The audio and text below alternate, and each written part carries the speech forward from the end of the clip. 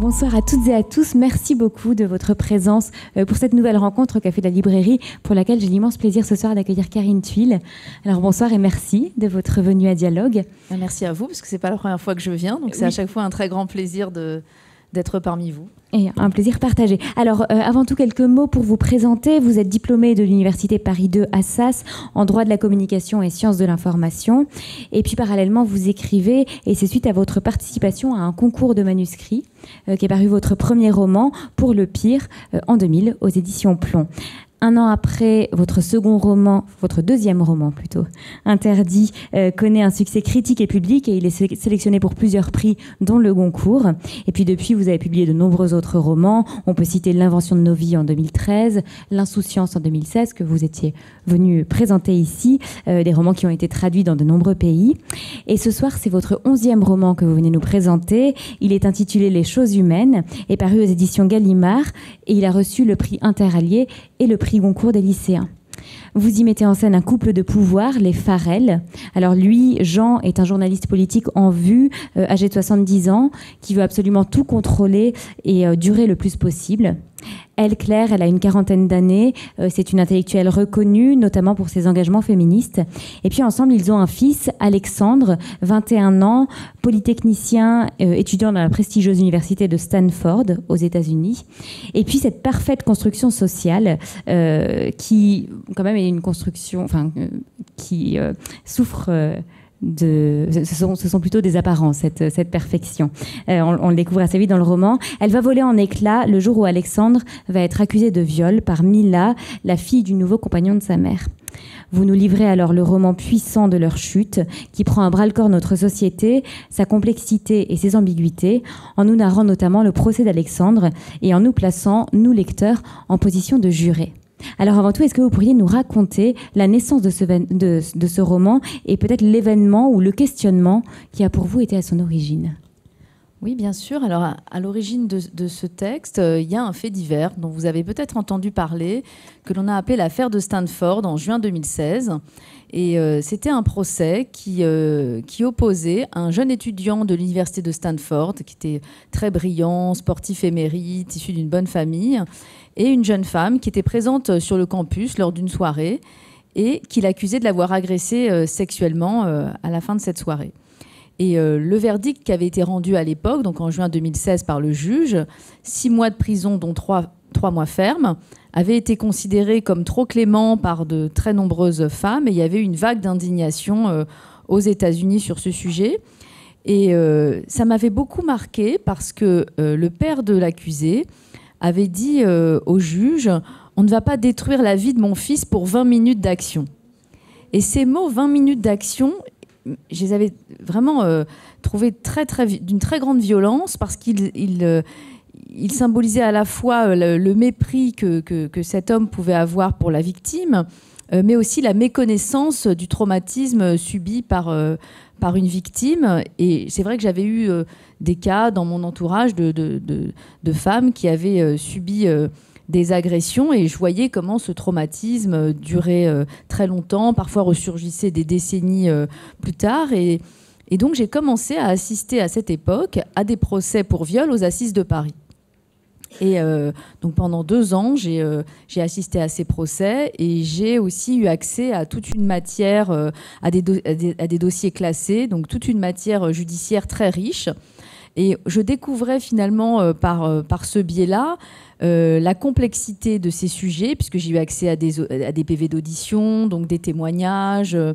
Et j'ai décidé de raconter une accusation de viol, mais du point de vue de l'accusé et de sa famille.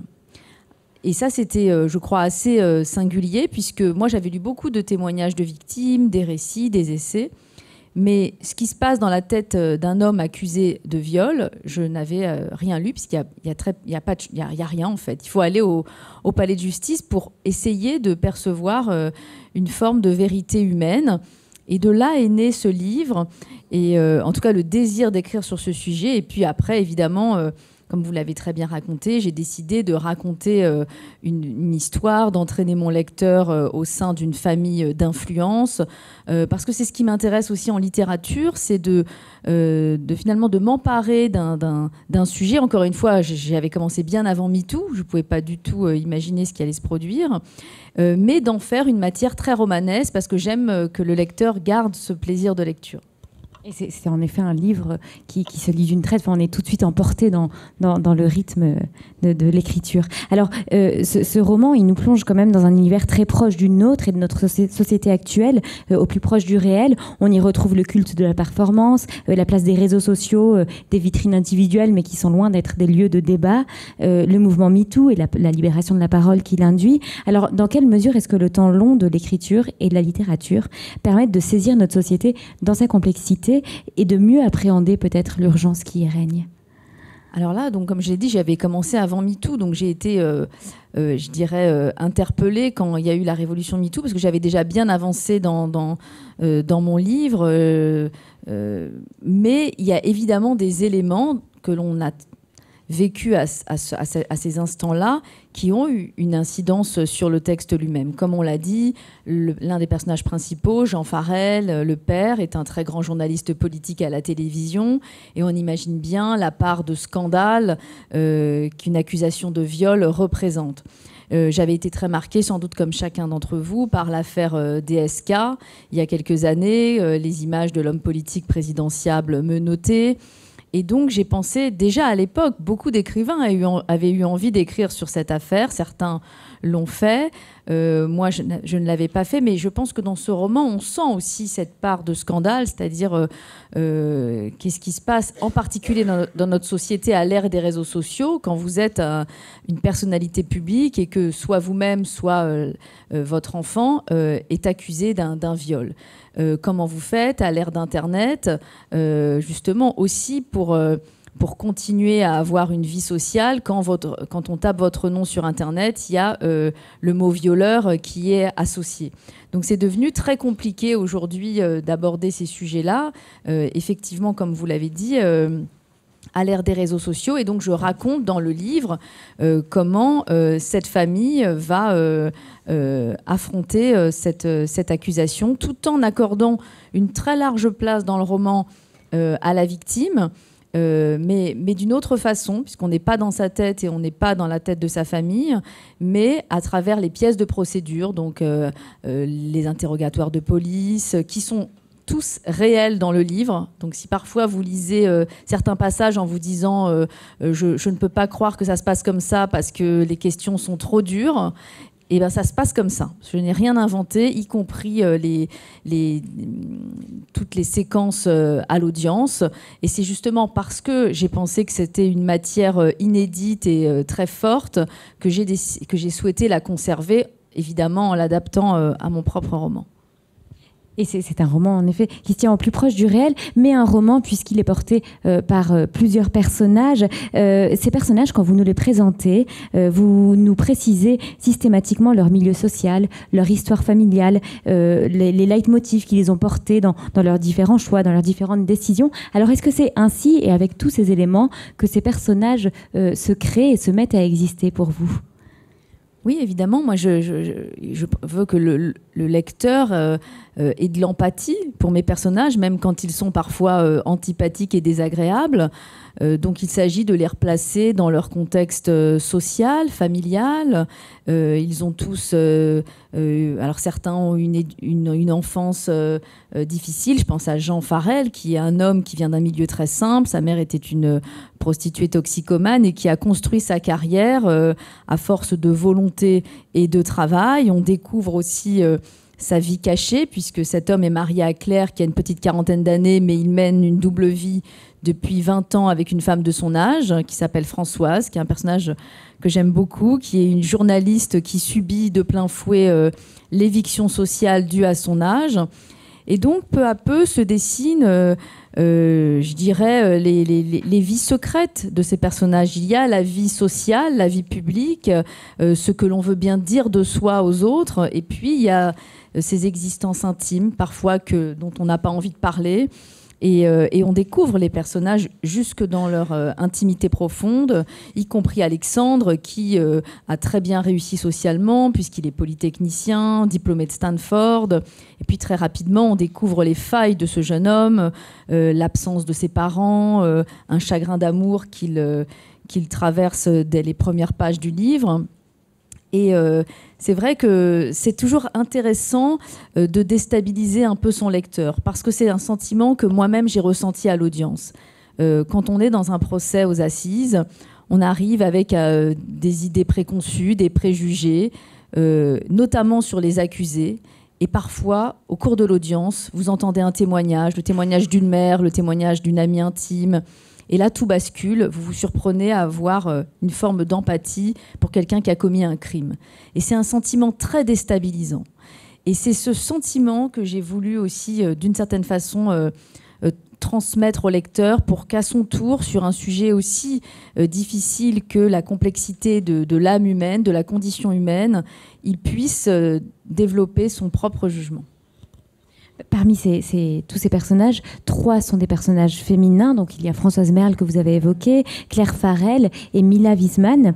Et leurs portraits disent la difficulté d'être une femme dans notre société aujourd'hui et à tous les âges de la vie. Alors comment est-ce qu'ils sont nés, ces 3 personnages? Dans quelle mesure est-ce qu'ils se sont construits de concert les uns par rapport aux autres? Alors c'est vrai que ce roman, c'est aussi une réflexion sur la condition féminine aujourd'hui, à travers le portrait de ces 3 femmes. Donc Mila, qui a 18 ans, qui est une jeune fille assez vulnérable, qui a vécu un drame intime. Claire, qui a une petite quarantaine d'années, qui est une femme intellectuellement très puissante, socialement aussi très influente, mais fragilisée parce qu'elle a eu un cancer du sein quelques années auparavant, et parce que lorsque le livre s'ouvre, elle vient de quitter son mari pour vivre une passion sexuelle et amoureuse avec un homme de son âge.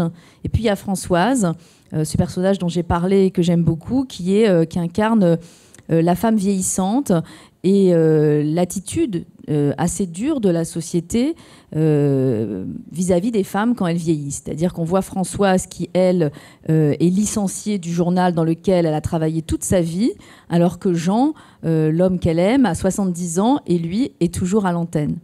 Et à travers ces personnages, effectivement, se dessinent les difficultés pour les femmes aujourd'hui, mais aussi, en contrepoint, les rapports qu'elles ont avec les hommes.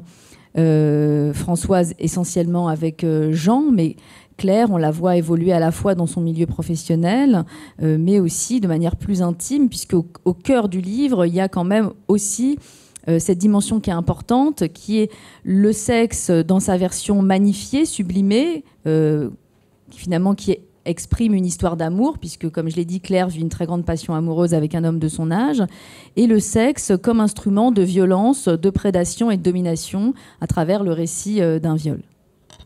Et puis tous ces personnages, donc ces 3 personnages féminins, mais aussi Jean et Alexandre Farrell, se posent tous pour différentes raisons la question du rapport au corps. Il y a le corps comme objet de désir, le corps vieillissant, le corps malade. Alors comment cette question du corps s'est-elle imposée comme centrale pour chacun? Alors c'est intéressant, votre question est intéressante parce que tout n'est pas conscient quand on écrit. C'est-à-dire qu'on nous demande de justifier nos choix, mais il y a quand même une très grande part de mystère dans l'écriture. Pourquoi est-ce qu'on décrit les choses de telle façon? Pourquoi nos personnages ont telle et telle caractéristique?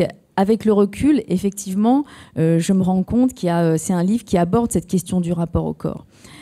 Parce qu'il y a une violence qui est faite sur le corps, parce qu'il y a aussi le corps dans sa dimension sexuelle à travers la passion amoureuse, parce qu'il y a aussi le corps de Mila, qui est un corps qui a été agressé, mais aussi Mila vient d'un monde religieux. Sa mère est une juive pratiquante qui couvre son corps. Et donc, à travers ce personnage, j'aborde aussi la question de la place de la femme dans la religion rigoriste. Alors, j'ai choisi de parler du judaïsme plutôt que de l'islam parce que je connais mieux cette religion.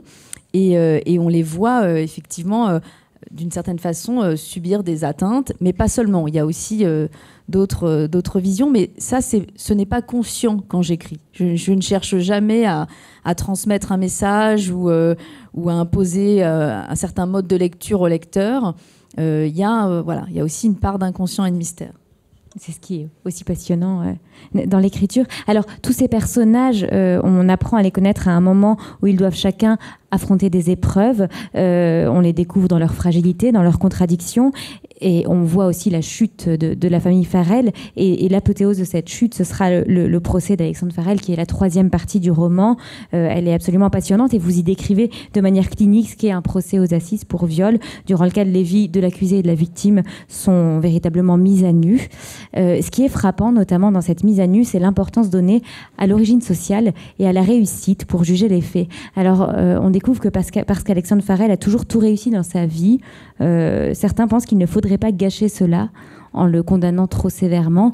C'est d'ailleurs la phrase qui a aussi été à l'origine du roman. Est-ce que ça signifie que nous ne sommes pas tous véritablement égaux devant la justice et qu'un déterminisme social existe ?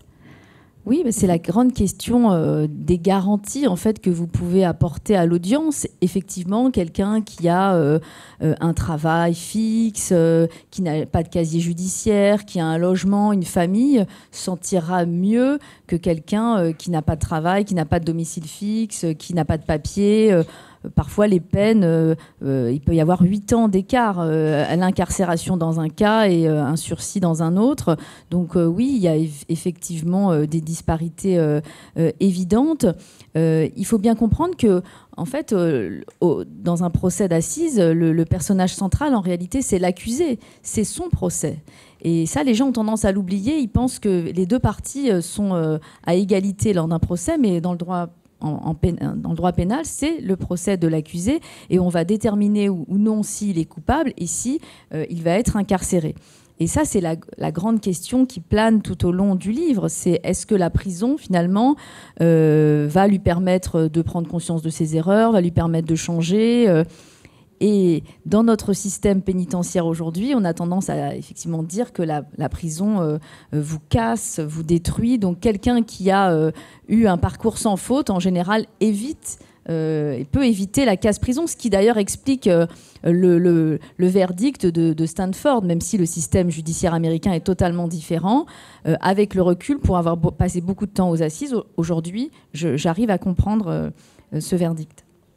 Alors, le procès d'Alexandre Farrell, il prend place dans un contexte particulier, puisque l'affaire Weinstein a éclaté quelques mois auparavant, et l'accusé subit un véritable lynchage médiatique. Et à un moment du procès, et je crois que ça s'est passé aussi dans le procès de Stanford, la victime, donc Mila Wiesman, publie sur son blog un article pour dire sa souffrance. Et suite à ça, l'avocat d'Alexandre Farrell réagit en rappelant qu'il ne s'agit pas, comme vous le disiez, du procès de la victime, mais de celui de l'accusé, et qu'en mettant en scène sa douleur, la victime se met au centre du dispositif judiciaire. Alors, quel regard est-ce que vous portez sur cet emballement médiatique très difficile à gérer pour la justice, mais qui a toutefois permis la libération d'une parole ? Alors c'est un vaste sujet. C'est vrai qu'avec MeToo, on a vécu un moment très fort de libération de la parole et c'était un temps qui était important, qui était nécessaire parce que les femmes avaient besoin de raconter ce qu'elles avaient vécu. Et puis après, ça s'est un peu délité. On en a moins parlé alors qu'il y avait vraiment une sorte de révolution. On sentait qu'on était dans un mouvement important et c'est finalement... revenu dans l'actualité récemment avec notamment la prise de parole d'Adèle Haenel sur Mediapart et l'affaire Polanski. C'est vrai que j'aborde ces sujets dans le livre, mais dans le livre, il y a un procès, c'est-à-dire que la personne qui est accusée peut se défendre et a l'occasion de le faire. Or, c'est vrai que dans les récentes affaires, ce qui est problématique, c'est qu'on a tendance à dire aux gens que la justice ne fait pas son travail et d'une certaine façon de dire aux femmes n'allez pas porter plainte puisque finalement vous n'allez pas obtenir gain de cause. Et moi, je suis juriste de formation, comme on l'a dit au début. Et moi, je pense que si on veut, au contraire, rester un véritable état de droit, une vraie démocratie, on doit prendre en compte la question des droits de la défense, la procédure contradictoire, le droit de chacun à se défendre. Et le livre aussi, je crois qu'il a eu ce succès et qu'il a suscité ces débats parce qu'il défend cette position du droit. Le livre montre... que c'est des sujets très complexes et qu'effectivement, on ne peut pas rendre des jugements à l'emporte-pièce simplement parce qu'il y a un emballement du tribunal médiatique. Donc c'est difficile parce qu'à la fois, c'est très important, comme je le montre dans le livre, d'écouter la parole de la victime, que cette parole soit légitime, crue et qu'elle soit entendue, et il y a aussi la nécessité de laisser à la personne qui est accusée la possibilité de se défendre. Alors, dans le livre, en plus, c'est un jeune homme. Donc évidemment, par exemple, la mère, Claire, qui est une femme connue pour ses engagements féministes, qui est de tous les combats pour les femmes, quand il s'agit de son fils, quand c'est son fils qui est accusé, elle se transforme. Elle, tout d'un coup, alors, sans mettre totalement en doute la parole de la victime, mais elle se dit, il a dû y avoir une incompréhension, mon fils n'a pas pu faire ça, c'est la même chose pour son mari. Et là, c'est intéressant parce que selon la perception et la position dans laquelle vous vous trouvez, vous n'avez pas la même lecture d'une affaire et la même lecture du livre. Et je m'en suis rendu compte, notamment au moment du concours des lycéens, parce que les lycéens me disaient nous l'avons lu d'une certaine façon entre garçons et filles. Je pense que pour eux, c'était la question du consentement qui était au cœur de leurs interrogations. Et ils en ont beaucoup parlé avec leurs parents, parce que les parents ont voulu lire le livre aussi. Et donc, il y a eu des débats au sein des familles sur ces sujets, sur des sujets qui sont restés longtemps tabous. Et là, il y avait une libération de la parole. Et c'était intéressant parce qu'il y avait des débats en classe aussi. Mais pour avoir discuté parfois avec certains adultes des relations qu'ils pouvaient avoir avec leurs enfants, je voyais bien qu'ils avaient des perceptions différentes. Les parents, effectivement, quand c'est leur fille qui a été victime, ils sont résolument du côté de leur enfant, ils veulent le protéger, comme Adam Wiesmann dans le livre, hein, il est résolument du côté de sa fille, il est prêt il pourrait tuer pour que sa fille, que sa souffrance soit reconnue. Et quand ce sont des parents d'un garçon ou d'un homme qui est accusé, et en plus dans le livre on est dans ce qu'on appelle la zone grise du consentement, une expression que je n'aime pas tellement, mais médiatiquement c'est une expression qui est employée, c'est-à-dire qu'il n'y avait pas de témoin et donc c'est parole contre parole. Elle dit qu'elle a été violée et elle emporte tous les stigmates, elle est détruite, elle pleure, il y a eu des expertises médicales et lui est soit dans le déni de ce qu'il a fait, en tout cas il ne veut pas l'assumer, lui il dit « moi j'ai pensé qu'elle était consentante ».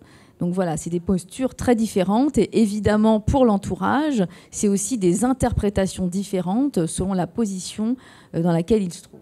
Et en effet, cette zone grise du consentement, c'est ce qui pose énormément en question. Sinon, dans ce livre, l'avocat d'Alexandre Farrell, lors de sa plaidoirie, dit d'ailleurs « Il persistera des zones d'ombre. On n'a pas la vérité parce qu'il n'y a pas une, mais deux vérités. Mais il nous faut trouver une vérité judiciaire. » Oui, ils ont chacun des perceptions différentes de ce qui s'est passé. Alors, il y a un phénomène que j'ai découvert à l'audience qui est très intéressant, qui est du côté de l'accusé le déni, c'est-à-dire que le refus d'assumer ce qu'il a fait. Finalement, c'est le refus de se voir comme un agresseur, surtout quand c'est quelqu'un qui, jusqu'à présent, n'avait jamais commis le moindre crime. Et du côté des victimes, il y a eu, dans de très nombreux procès auxquels j'ai assisté, ce phénomène qu'on appelle la sidération, et qui fait que la personne est tellement surprise, elle a tellement peur, qu'en fait, elle reste sidérée, elle attend que ça se passe, et elle ne dit pas non. Parce qu'elle n'a pas la force de dire non. Et ça, c'est aussi un vrai sujet, parce que, et je m'en suis rendu compte là aussi au moment du concours des lycéens, parce qu'il y a des garçons ou des hommes qui disent si elle n'a pas dit non, c'est que peut-être elle le voulait. Et c'est tout l'enjeu du livre et tout l'enjeu des débats à l'audience. Et il y a une expression qui est employée par les avocats généraux à l'audience que je trouve intéressante, c'est la notion de viol opportuniste.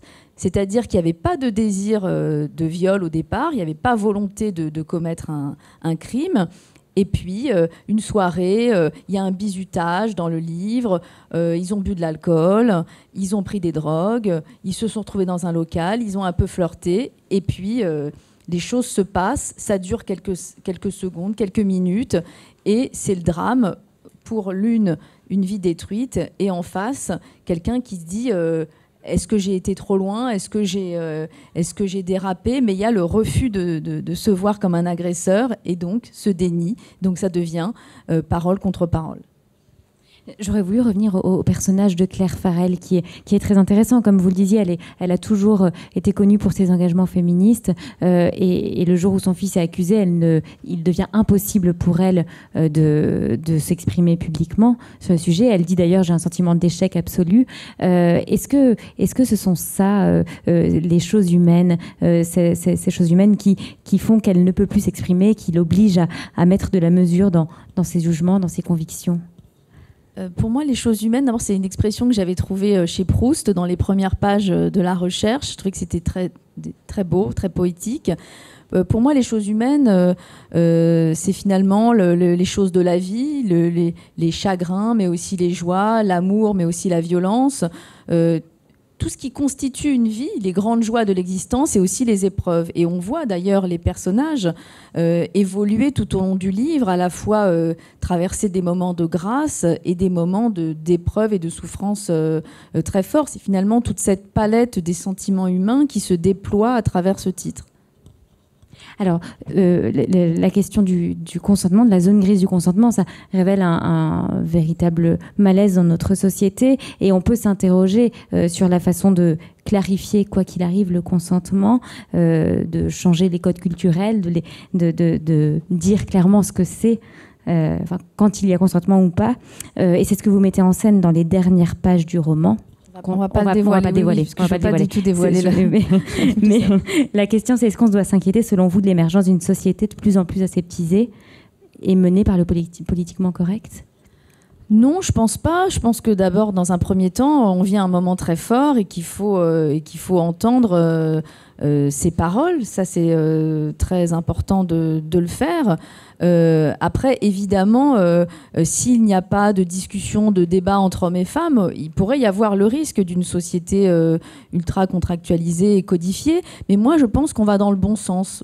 Pour avoir fait beaucoup de débats depuis la parution du livre, pour avoir fait toutes ces rencontres avec les lycéens, il me semble qu'on va vers une évolution quand même positive. En tout cas, les jeunes générations ont vraiment pris conscience de ce qui se passait. Moi, j'ai vu beaucoup de jeunes garçons, donc des lycéens de 15 à 18 ans, qui étaient très attentifs à la parole de leurs camarades, vraiment, qui étaient soucieux de cette question du consentement, qui posaient des questions, qui étaient très actifs. Et même chez les hommes et les femmes de ma génération, il y a ces interrogations sur ces sujets. Après, peut-être que pour les gens de la génération précédente, les codes étaient différents, les choses étaient différentes et parfois certains comportements étaient tolérés. Aujourd'hui, ils ne le sont plus. Donc, je crois qu'on va dans une évolution, encore une fois, qui va dans le bon sens. Et l'un des éléments qui a été important pour moi au cours de l'écriture du livre, c'est un texte de Gisèle Halimi qu'elle avait écrit en 1978 après le procès d'Aix, et à l'issue de ce procès, le viol était devenu un crime, considéré comme un crime dans la loi. Et elle avait écrit un texte très fort, très beau, que je vous recommande, qui s'appelle Le crime. Et elle avait dit à l'époque qu'il faudrait changer les codes culturels pour que justement on ne fabrique plus des têtes où le viol serait considéré comme normal. Et peut-être qu'il a fallu attendre toutes ces années pour qu'enfin on déconstruise ces codes culturels. Mais il me semble qu'il y a vraiment un besoin de débat dans la société.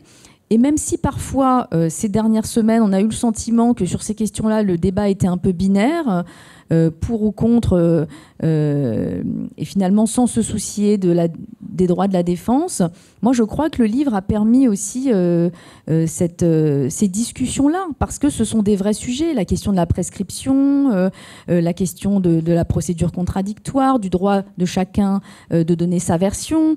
Et ça, c'est vrai que c'est important de ne pas perdre cela, parce que si on perd cela, on n'est plus du tout dans un état de droit. Ça voudrait dire que n'importe qui demain peut nous accuser de quelque chose et on n'a pas la possibilité de s'en défendre. Et si on veut rester un véritable État démocratique, il vaut mieux garder certains codes, même si parfois ils nous gênent, plutôt que de s'abstenir et transgresser ces lois et ces principes qui sont le fondement même de notre État démocratique. Oui, c'est un livre qui secoue véritablement parce qu'on est tellement dans la position de juré qu'on se rend compte très vite, on touche du doigt la difficulté de finalement se forger son intime conviction parce que la réalité est tout sauf binaire, elle est extrêmement complexe. Est-ce que c'est, selon vous, aussi un des rôles de la littérature de questionner notre monde, mais pas d'apporter des réponses, de questionner, de provoquer. Tout à fait. Moi, je n'apporte aucune réponse dans le livre. Pour moi, la littérature, c'est vraiment le lieu du questionnement. Et peut-être c'est aussi le lieu de la levée des tabous. On peut tout dire par l'intermédiaire d'un livre. Et encore une fois, je m'en suis vraiment rendu compte avec les lycéens et leurs professeurs parce qu'on pouvait tout d'un coup aborder tous les sujets, poser toutes les questions en toute liberté. Et il me semble que c'est en adoptant ce mode de fonctionnement, cet esprit libre, que l'on parvient à devenir des individus et des citoyens libres aussi de nos choix et de nos décisions. Donc c'est très important. Et puis pour revenir à ce que vous disiez juste précédemment sur la fonction de juré, puisque c'est vrai que le lecteur est un peu juré dans ce livre, il faut bien voir que c'est quand même un cas de conscience très, très douloureux. Moi, j'ai eu l'occasion de rencontrer des jurés, notamment dans des affaires de viol, et ils me disent on n'endormait pas la nuit.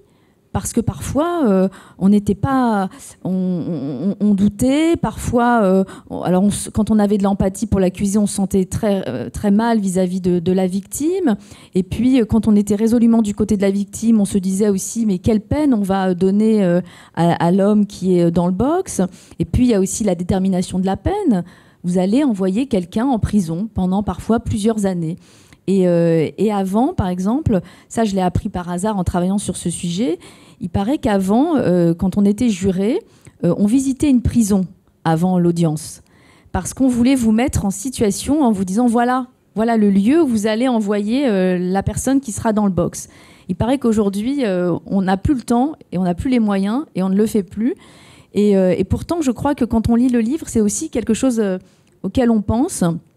D'autant qu'évidemment, là, on a dans l'histoire un jeune homme qui n'avait pas commis de crime précédemment. Donc, je dirais que pour un juré, dans ces conditions-là, la tension, elle est encore plus forte. Et c'est en effet une tension qu'on sent tout au long de la lecture. Alors peut-être que des personnes dans le public ont des questions à poser à Karine Thuil. Oui.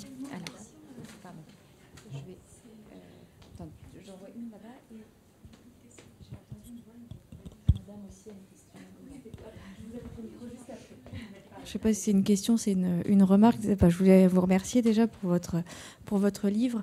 Ce que je trouve très très intéressant dans votre livre, c'est justement cette entrée dans l'éthique que vous nous permettez, en nous permettant, mais de manière très sensible et pas violente, de pouvoir suspendre notre jugement moral pour entrer dans justement les choses humaines et donc dans la réflexion éthique.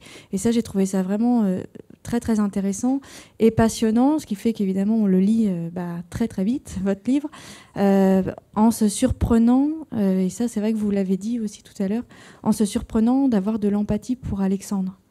Alors qu'au départ, on est plutôt du côté de Mila, et tout d'un coup, le fil de l'écriture fait qu'effectivement notre jugement moral de départ, vous nous permettez de le suspendre et d'entrer dans autre chose et d'avoir de l'empathie pour Alexandre. Et du coup, c'est une réflexion qui est extrêmement riche sur ce sujet et qui n'est pas violente, en fait.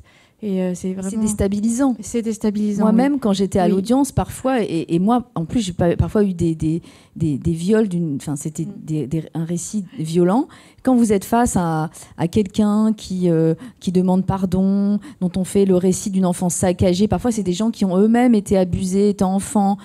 Évidemment, ça vous déstabilise. Donc c'est pour cela que j'avais envie aussi de raconter tous ces éléments dans le livre, parce qu'on voudrait faire de notre monde quelque chose de binaire, avec les bons et les mauvais, le bien et le mal. Or, la réalité humaine, elle est extrêmement complexe, et c'est sans doute à l'audience qu'on le ressent avec le plus d'acuité.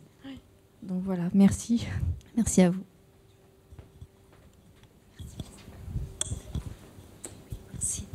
Je l'ai lu très vite, votre livre, on ne peut pas le lâcher. Merci. Et il m'a posé énormément de questions, mais j'ai pensé aux lycéens qui lisaient. Est-ce que c'est pas trop dur pour des jeunes de première, terminale, de lire ce livre, c'est quand même... il y a quand même une certaine violence pour des... S'ils l'ont choisi, c'est qui justement... Oui. Alors, pour avoir discuté avec eux, je pense que c'était des préoccupations qui étaient les leurs, Oui. mais dont ils n'osaient pas parler. Par exemple, la question du consentement, notamment quand on s'éveille à la sexualité, parce que parfois, il y en avait qui avaient 17 ans. Bon, c'est des questions qui se posent à cet âge. Et la question du consentement, elle est très inquiétante pour eux. Parce qu'il posait la question, mais madame, finalement, qu'est-ce que c'est que le consentement? Est-ce qu'il faut attendre le oui? Est-ce que le fait de ne pas dire non, ça veut dire consentement? Et il y a eu beaucoup de questions et de débats autour de ces sujets-là. Mais c'était important quand même aussi, même si effectivement il y a des passages qui sont durs, qu'ils le lisent et qu'ils l'entendent. Pourquoi? Parce qu'il y a un sujet dont je ne parle pas dans le livre, mais qui flottait quand même au moment des débats. Je n'ai pas assisté à des procès de mineurs, parce que c'est interdit, ils sont à huis clos. Mais la réalité, c'est que la majorité des affaires d'agression sexuelle, elles ont lieu sur des mineurs et par des gens que les enfants connaissent, qui sont autour d'eux. Donc, je suis convaincue que le fait d'aborder ces sujets, ça a quand même libéré des choses chez certains d'entre eux. Parce que certains d'entre eux sont venus me voir après voilà, pour me parler de ces sujets. Et donc, ils sont quand même extrêmement matures. Moi, j'ai été bluffée par l'intelligence et la maturité de ces jeunes, par les questions qu'ils posaient, par leur vitalité extraordinaire. On décrit souvent la jeunesse de manière finalement un peu négative, surtout chez les politiques.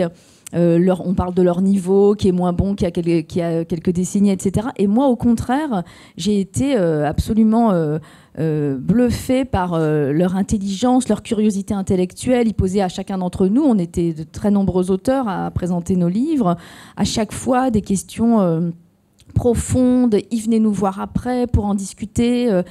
Et pour vous raconter une anecdote, moi, quand j'étais adolescente, ma mère était assez stricte. Par exemple, je n'avais pas le droit de voir un échange de baisers à la télévision. Ma sœur et moi, on devait fermer les yeux. Et par contre, elle me donnait à lire des textes que je trouvais très transgressifs. Parfois, j'étais vraiment choquée. Et je me souviens qu'elle m'avait fait lire « J'irai cracher sur vos tombes » quand j'étais très jeune. Et j'étais choquée. Je me suis dit, elle l'a lu puisqu'elle vient de le lire. Elle me dit, je l'ai lu, je te le passe. Et à côté de ça, la veille, elle m'a interdit de voir un téléfilm sur TF1. Enfin, il y a quand même un problème. Et donc, j'ai compris qu'en fait, le fait de lire jeune toutes sortes de littérature, même ce qui peut nous choquer, nous permettait d'affronter le réel, de nous forger notre propre idée. Pourquoi? Parce qu'au cinéma, tout est montré, vous avez les images. Mais la littérature, c'est suggéré. Donc, vous lisez peut-être des paroles violentes, mais après, le lecteur, même le jeune lecteur, arrive très bien à faire la part des choses. Oui, vous mettiez sur la 4e de couverture le sexe et la tentation du saccage. Il y a un certain saccage, les couples ne tiennent pas dans le livre. Oui, ça c'est vrai que j'ai voulu un peu briser... c'est vrai qu'on est dans une société qui glorifie l'amour, le sentiment amoureux, la passion amoureuse, en occultant totalement aussi le risque de violence. Et moi, j'avais eu beaucoup d'exemples autour de moi, parfois malheureusement, d'histoires qui avaient mal tourné ou de familles recomposées qui n'avaient pas été si heureuses que cela. Et j'avais envie de placer mon livre dans un contexte pareil. Et effectivement, ça crée aussi des fragilités.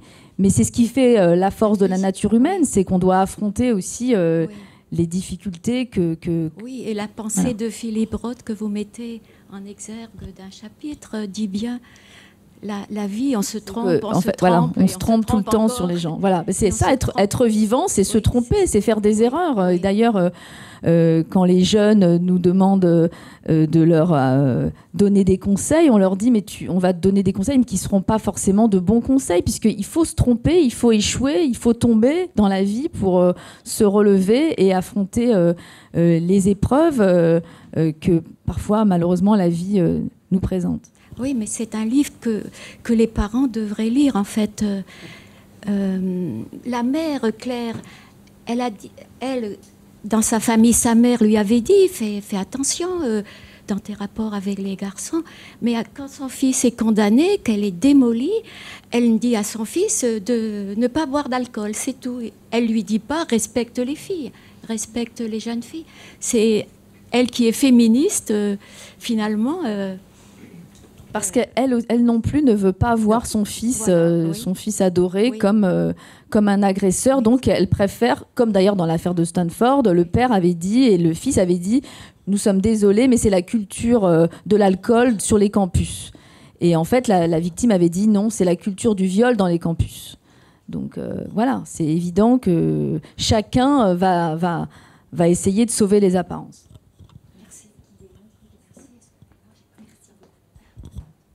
Moi, j'ai lu votre livre d'une traite aussi, mais ce que j'ai trouvé fou, c'est je suis arrivée au terme du livre en n'ayant pas une position fixe, en fait, sur le sujet.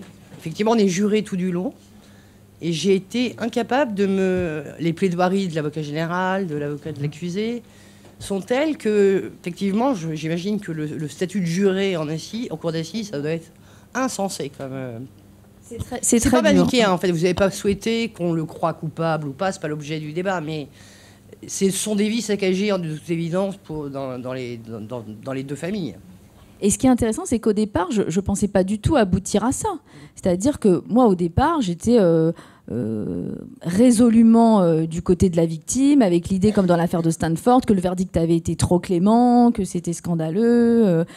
Mais quand on arrive à l'audience et qu'on est juré, ou quand on est spectateur, tout d'un coup, on voit malheureusement la vie dans toute sa complexité. Et quand vous avez devant vous quelqu'un qui vous raconte qu'il a été lui-même abusé sexuellement dans l'enfance, etc., vous ne pouvez pas faire comme si vous n'avez rien entendu. Ça vous atteint, ça finit par vous contaminer aussi, et ça finit par contaminer votre propre jugement. Donc c'est très difficile, et encore une fois, parce qu'en plus, c'est le procès de l'accusé. Donc c'est très difficile à vivre pour les victimes aussi. Et souvent, d'ailleurs, à l'audience, elles s'effondrent en larmes. Et c'est ce que malheureusement retiennent aussi les jurés, c'est l'idée d'une personne qui n'arrive même pas à s'exprimer, donc qui n'arrive pas non plus à se défendre. Alors que l'accusé, par exemple, dans mon livre, Alexandre, il arrive quand même à se défendre, à parler, il a le langage. Il y a des cas où vous avez des accusés qui ne savent pas se défendre. Parfois des gens très simples d'esprit, de bonne foi, mais qui ne savent pas se défendre. Et évidemment, là aussi, il y a toute une analyse sociologique personnelle qui se met en route. C'est-à-dire que vous écoutez les parcours de vie. Il y a quand même des gens qui viennent témoigner qui sont des professions extraordinaires. Je ne sais pas si vous en avez déjà entendu parler, mais j'en parle dans le livre. Bon, par exemple, l'enquêteur de personnalité, c'est quelqu'un qui va raconter à l'audience votre vie, qui a discuté avec vous une fois, 2 fois, 3 fois en prison, et puis qui va raconter votre vie. Et ça, quand vous êtes à l'audience, vous entendez la vie d'un être, le récit de la vie d'un être, c'est à la fois très dur et très romanesque. Et donc, j'ai essayé de retranscrire ce que j'avais moi-même ressenti.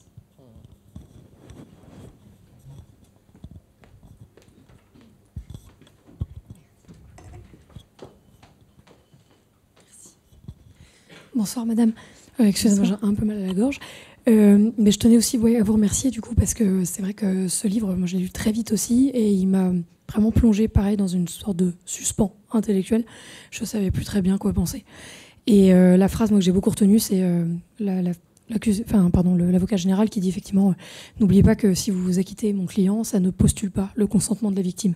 Et ça, moi, ça m'a mis le coup de grâce parce que je savais vraiment plus quoi faire après.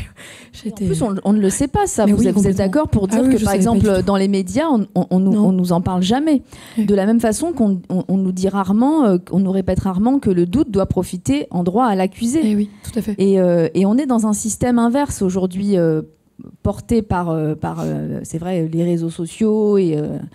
Mais quand on analyse profondément le droit, et moi j'ai eu l'occasion pour ce livre de rencontrer beaucoup d'avocats qui ont nourri ma réflexion, et eux me disent, mais si on est dans un état de droit et qu'on est attaché à la présomption d'innocence, il y a beaucoup de choses aujourd'hui qui ne devraient pas être autorisées dans la presse, parfois des divulgations de dossiers alors que les enquêtes sont en cours.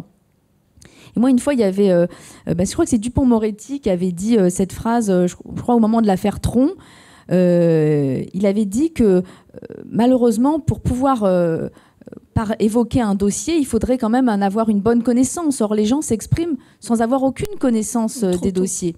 Et ça, c'est très problématique parce que moi, quand on me demande des fois mon avis sur des affaires en cours, et notamment à plusieurs reprises, on m'a demandé mon avis sur l'affaire Polanski, j'étais très gênée parce que j'ai dit, je veux bien vous donner un jugement à l'emporte-pièce, mais je ne sais rien de cette affaire. Je n'ai pas eu accès au dossier et maintenant, le temps est prescrit. Donc, en plus, c'est devient très, très compliqué. Et sur des sujets aussi sensibles, je pense qu'on a besoin de ce temps long, on a besoin de cette connaissance des dossiers, on a besoin de pouvoir nourrir son avis et sa réflexion, parce que sinon, on sort de cet état de droit. Alors, on y est plus ou moins attaché. Hein. Le fait que vous ayez eu cette lecture prouve que vous y êtes résolument attaché.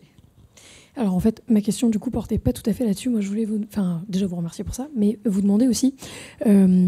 est-ce que vous avez vu un symbole particulier ou est-ce que ça vous est venu comme une sorte de ressort narratif pratique et amusant, je ne sais pas, le fait que en fait Mila et du coup Alexandre soient quasi, demi-frères, je veux dire qu'ils soient en fait dans la même cellule familiale. Qu'est-ce qui vous a amené en fait à tisser ce schéma-là narratif? Alors, un hasard total, c'est donc j'ai assisté à des procès et je commence à me renseigner sur le sujet et donc j'apprends qu'en réalité la majorité des viols et des agressions sexuelles se passent au sein de la famille. C'est un ami de la famille, un oncle, un voisin, enfin en tout cas la cellule proche, très proche. Et donc naturellement j'ai essayé d'imaginer, parce que je voulais quand même coller au plus près du réel, donc voilà. Et en réfléchissant, j'ai trouvé cet angle que je trouvais quand même extrêmement romanesque aussi. Et puis, ça s'est imposé naturellement. Merci. On s'est beaucoup attardé, disons, sur la dernière partie de votre livre. Mais personnellement, la première partie, avec toutes ces arcanes du pouvoir qui se mêlent aux médias, ça m'a énormément perturbé, moi. Moi, c'est un sujet qui me passionnait aussi. C'est vrai qu'on découvre le monde politico-médiatique, les compromissions que chacun fait pour rester en poste, pour être proche du pouvoir, du président de la République, pour gagner les honneurs. C'est un système de coterie, en fait, qui est réel. C'est des choses que j'ai vues, que j'ai entendues, qu'on m'a racontées. J'ai beaucoup enquêté aussi pour écrire le roman, parce que j'aime nourrir le roman de situations réelles. Et c'est vrai qu'en lisant, on a le sentiment, d'une certaine façon, d'une France à deux vitesses, avec un système clanique. Et d'ailleurs, Jean Farel, quand l'accusation tombe, dans un premier temps, il n'est pas très soucieux. Il se dit que l'affaire va être très vite classée parce qu'il a des relations, etc. Et puis, on va voir que les choses sont beaucoup plus complexes que cela.